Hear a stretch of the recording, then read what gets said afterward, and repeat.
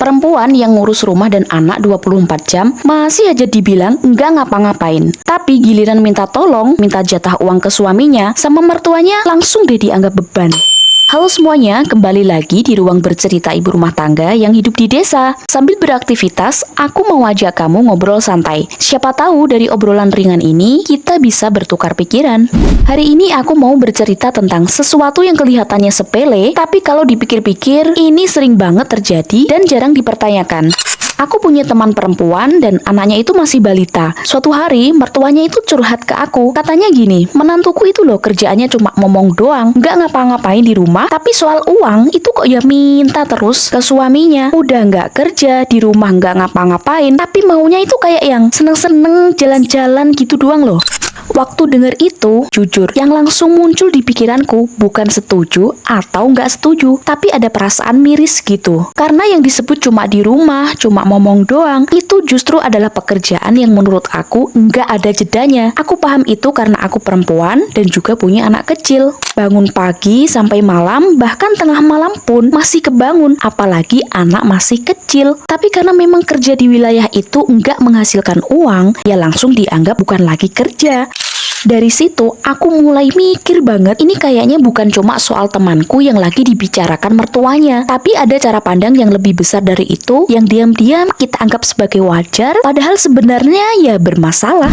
Dalam banyak rumah tangga, dalam umumnya pola budaya berumah tangga di masyarakat kita, perempuan memang dibebani urusan domestik dan pengasuhan. Tapi anehnya, tanggung jawab sebesar itu yang dilakukan umumnya perempuan di rumah tidak pernah diposisikan sebagai kerja beneran. Tapi itu semua dianggap emang sudah kewajiban alaminya perempuan gitu. Bahkan seolah-olah tidak perlu dihargai dan diapresiasi.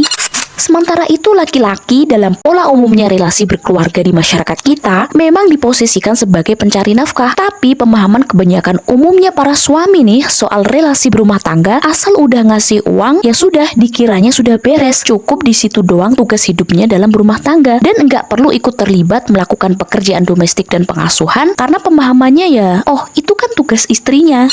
Memberi uang itu bagian dari tanggung jawab, iya, tapi mengelola rumah, mengasuh anak, menjaga stabilitas emosi keluarga, itu bagian dari tanggung jawab bersama seharusnya.